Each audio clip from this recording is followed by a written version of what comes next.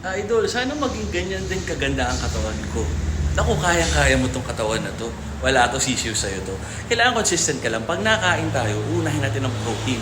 Kasi ang protein kahit sumobra, magastos lang ang protein kasi ulam yan. Hirap na hirap at ayaw ng katawan natin gawin fats yan. Ang carbs, kayang gawin fats yan. Pag napuno yung glycogen stores at liver stores, sabihin carb stores yun ng muscle, tsaka ng liver. Magiging fat yan, kayang-kaya niya. Ang fat, wala nang conversion. Pag sumobra, healthy man yan, diretso yan sa fat cells. So yun, tapos pampabilis mag-lose ng weight is calorie deficit or fasting, maraming benefits.